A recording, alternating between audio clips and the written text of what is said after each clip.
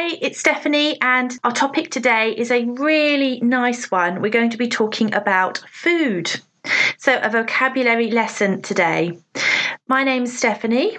The lesson will be at level B2, that's upper intermediate, and this forms lesson 47 of the overall course.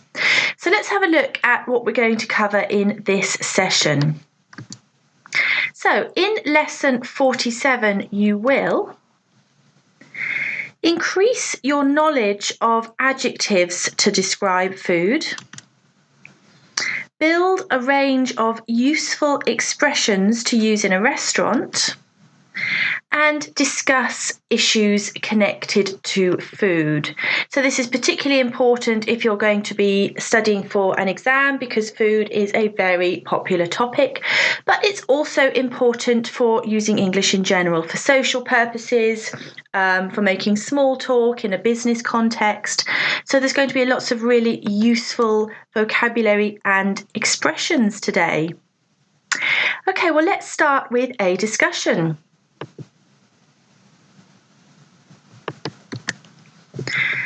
How would you describe the food from your country?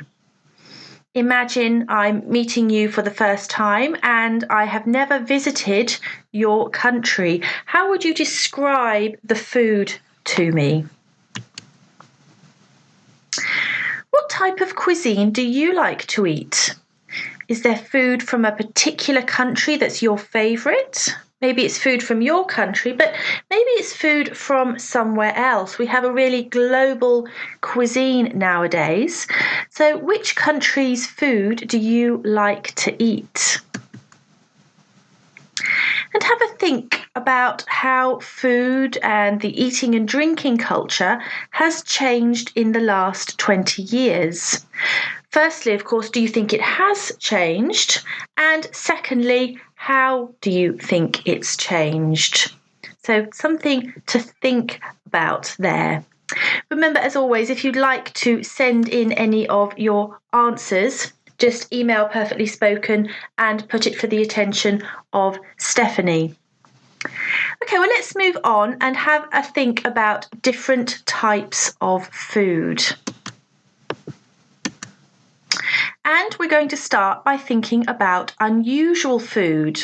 So I'm going to show you 3 pictures. Firstly, have a think, what do you think these pictures are showing? What kinds of food are they showing? Have you ever eaten food like this? Maybe this is popular where you are from.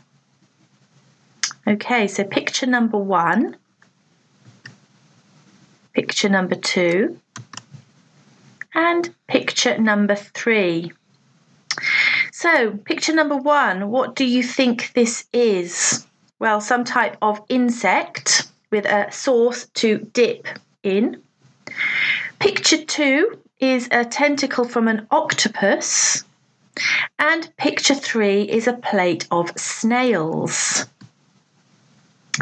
So in some cultures, things are eaten which in other cultures you might find very strange. How would you feel? What do you think about eating the items in these photos? Would you be able to? Perhaps you really like one of these. What do you think? As we said, a lot of food is dependent on culture. Does your country have dishes which others might find strange or unusual? So have a think. Is there anything in your cuisine that perhaps people from another culture might find a little bit unusual? Okay, so moving on from unusual food, we'll go to the other end of the spectrum and think about traditional food. What do you think is the traditional food in the UK? I'm going to show you in a minute, but just have a think. What food do you think is traditional in the UK?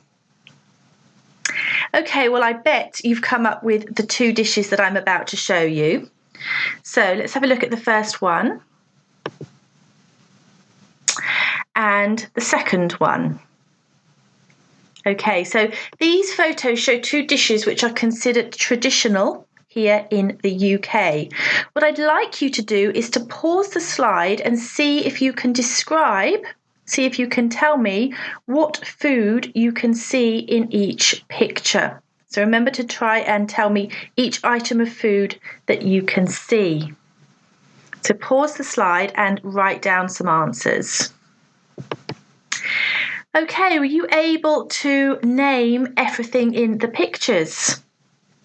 Let's find out, and let's start with the first picture, which is a roast dinner. So this is a traditional meal usually eaten at Sunday lunchtime and ideally with the whole family. But again, as in the previous discussion, we were talking about how things might be changing, how food culture is changing, and perhaps the idea of the whole family sitting down together doesn't happen as often now as perhaps it did in the past. Okay, but let's have a look at the food in question. So a roast dinner consists of meat, as you can see, so either roast beef, chicken, pork or lamb, roast potatoes, Yorkshire puddings.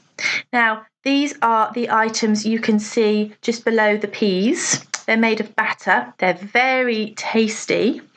And Yorkshire is a region in the UK. So they're named after the region in the UK. Always some vegetables. This could be peas, carrots or broccoli. Stuffing. So these are the items that you can see between the potatoes and the Yorkshire puddings, made of herbs. And finally, gravy. So that's the sauce on top of the meat.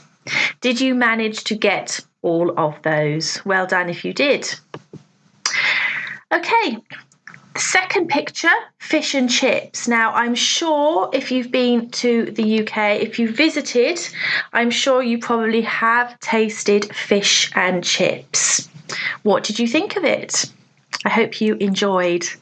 Okay, so fish and chips is a quick and easy meal, usually eaten as a takeaway. It consists of battered fish, usually cod, hake or plaice. Of course, chips, mushy peas, and tartar sauce, which is the sauce in the little pot. Of course, lots of people perhaps prefer different types of sauce, maybe ketchup or mayonnaise, but tartar is quite a traditional sauce to have with fish and chips. So really well done if you managed to correctly name those food items. So when we're talking about food, a big area that we need to consider is describing taste. How does it taste? What does it taste like? And that's the vocabulary section that we're going to move on to now. So I'm going to show you 3 images. I want you to think of just one word for each one. How would you describe the taste of each picture? Okay, so the first one, we have a chocolate cake. Second picture, we have a type of curry. And the third picture, we have a meal that perhaps you might eat on an aeroplane or maybe in a hospital. It's a complete meal. So pause the slide and see if you can think of one adjective for each picture. Okay, so this should be quite easy. So let's quickly check some answers. So this is what you could have put. Sweet for the cake, spicy for the curry, bland I've chosen for picture number 3. Now, do you know what bland means? Have you heard this word before? Do you think it's positive or negative? Well, bland is a very negative word to describe food. It means tasteless. There's no taste to it. So typically, perhaps if you had a soup that was very bland, there's no flavour, there's no spice, there's no herb, there's no taste to it. It's bland. Okay, so I've given you 3, but how many more words can you think of to describe food? So this is your challenge. Adjectives to describe taste. Pause the slide and see how many you can write down before we check some answers together. Okay, how did you do? How many did you think of? Okay, well, I'm going to share with you some of my answers. So let's have a look. Our first row we had together sweet, spicy and bland, sharp, bitter, burnt, creamy, crispy, crunchy, crumbly, greasy, juicy, mushy, ripe, salty, savoury, sour, note the pronunciation then, sour, and rich. Were any of these on your list? Maybe you have some that I didn't think of. But what I'd like you to do is to have a look at the list of words. Are there any here that you don't know? If so, remember, looking up a vocabulary, looking up a word is a very good way to ensure that you retain it. But what I'd like you to do is to see if you can think of an item of food for each word. So sweet, we had a chocolate cake. Spicy, we had a curry. Bland, we talked about perhaps soup being bland. But what about the others? Can you think of a food item that you might describe as sharp tasting or bitter or burnt? So pause the slide and see if you can write down some food items to which these adjectives could be used to describe. How did you do? Were you able to think of something for each food item? Okay, well, let's check our answers through together. So again, lots of different possibilities here. This is just what I've put. So our first line, we had cake, can be sweet, curry for spicy, and bland soup. Sharp, a lemon, bitter, could be dark chocolate. And toast, you can burn your toast. So if you do this, your toast would taste burnt. Creamy, I've put yogurt. Crispy, a taco. And nuts are crunchy. Biscuits can be crumbly. Fried food, greasy. An orange, juicy. Mushy, well, we had an example earlier, mushy peas, but in general, fruit can be described as ripe.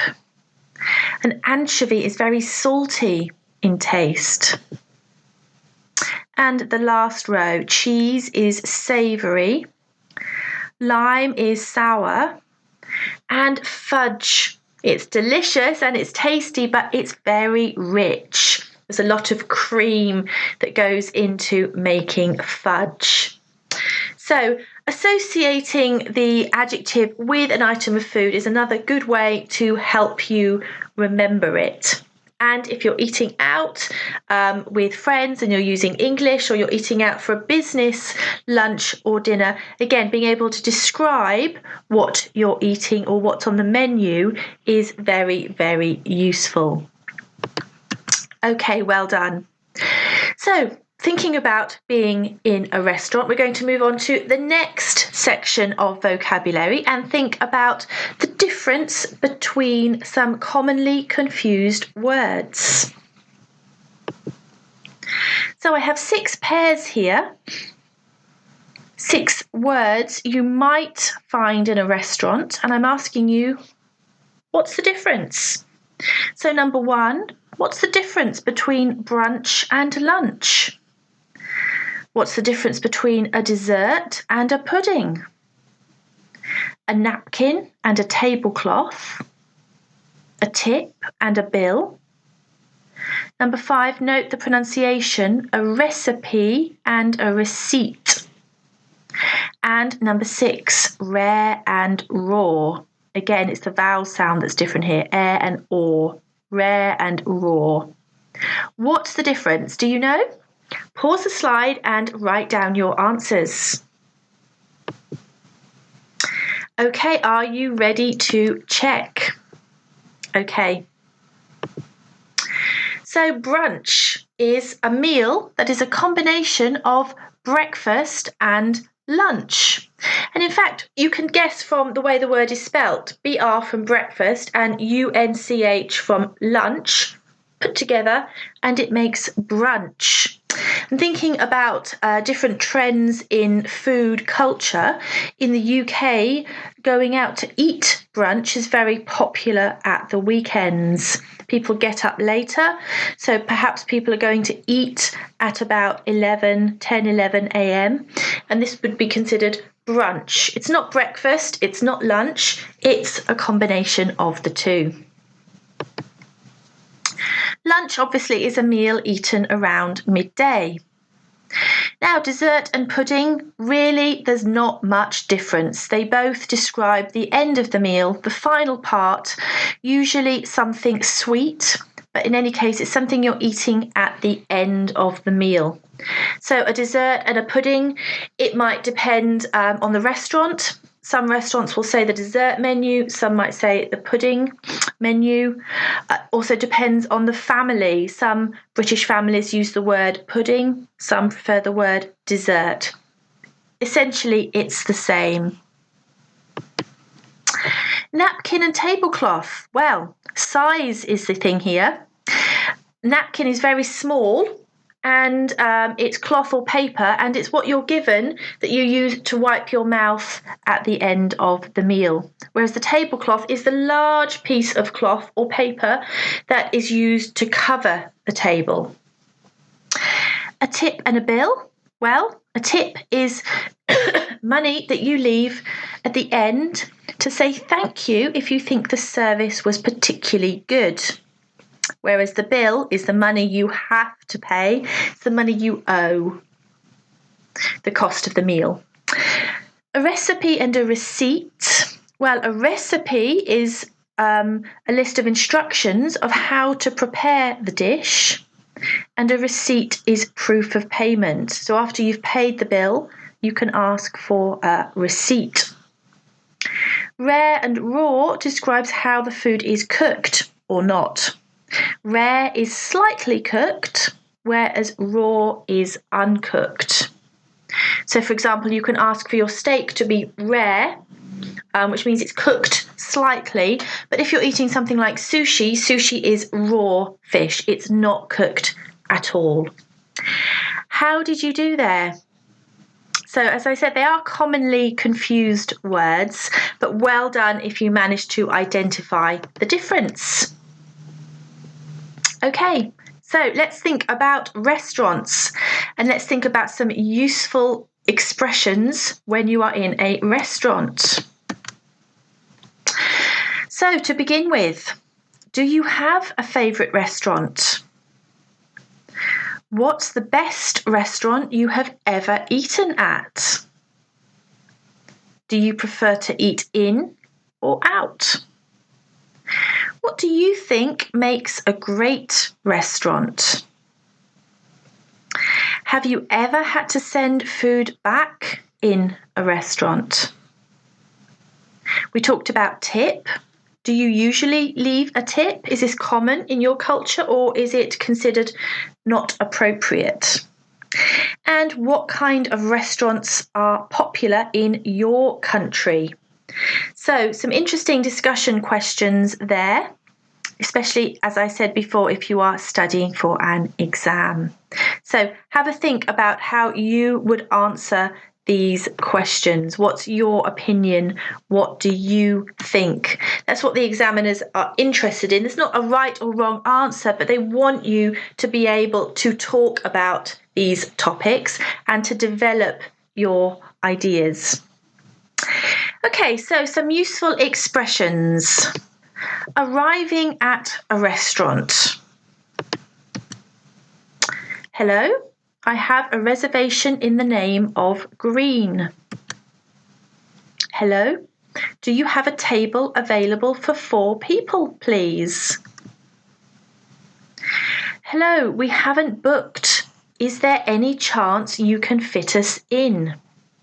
So, the first one, you have a reservation and you're informing the waiter or waitress when you arrive. But sentences 2 and 3, you haven't made a reservation. So essentially, you are checking if the restaurant has availability for you.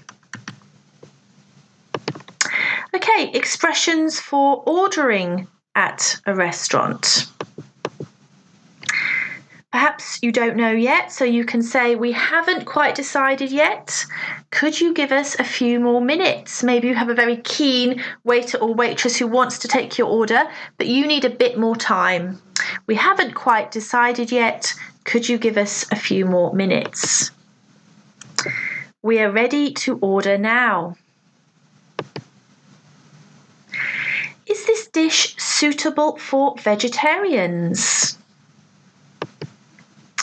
Could you tell me what's in this dish, please? So especially if you're ordering something in a different country and you don't recognise the name of the meal, the dish, you might like to ask what's in it. Perhaps also it's important if you have an allergy or you are intolerant to a certain type of food, it's very important to ask what's in this dish. Okay. Dealing with problems in restaurants. I'm sorry, this isn't what I ordered. We ordered over 30 minutes ago, but we are still waiting for our food. Our drinks haven't arrived yet. I'm afraid this isn't hot enough. Could I have another spoon, fork, or maybe knife, please? So it can be very difficult dealing with problems in a restaurant. Remember, in English, it's very important to be polite. So I'm sorry, excuse me, I'm afraid, and always end with please or thank you at the end. Okay, and the end of the meal. Thank you. Everything was delicious. Could we get the bill, please? Could you check the bill, please? It doesn't seem right. Do you take cards? And could I have a receipt, please? Remember the silent P. So some useful expressions there for the end of the meal. Okay, so to finish our section here, to finish this part of the lesson, we're going to have a look at some discussion topics. There are 5, thinking about the bigger issue of food. So, first question, are celebrity chefs or cookbooks a useful or useless addition to food culture? I don't know about where you live, but in the UK, we have so many celebrity chefs who have their own TV shows. They have different competitions. They have cookery shows. They produce their own cookbooks. There are a lot of them. Do you think this is useful? Do you think it helps to encourage people to cook for themselves rather than eating fast food? Or do you think it's just a way of making money? Number 2, are you or do you know anyone who is vegetarian or vegan? Now, in the previous slides, in the restaurant, we checked if the dish was suitable for vegetarians. In the UK, vegetarian and veganism is very popular. So often restaurants on the menu will have an indication of whether the dish is suitable. But what about where you live? What about you? Are you vegetarian? Are you vegan? Is it easy to eat out? Number 3, what is genetically modified food? It's a big issue, this one. What is it and what do you think about it? Next question, have you heard of the slow food movement?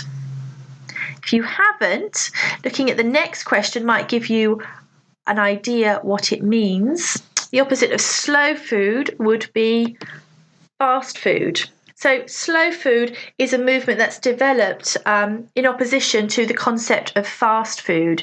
It's about growing food, it's about taking time to cook and to prepare it in a natural way. What do you think about this? And the last question, what's your opinion on fast food?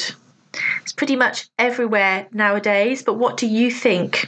Is it a welcome addition to our lifestyle, or do you think it's encouraging problems and issues such as families not eating together or unhealthy eating habits? So some really big topics there, but I think it's important to touch on them at this level when we're talking about food.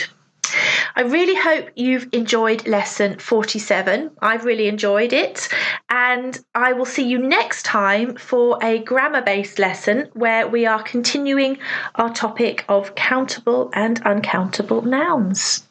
See you next time.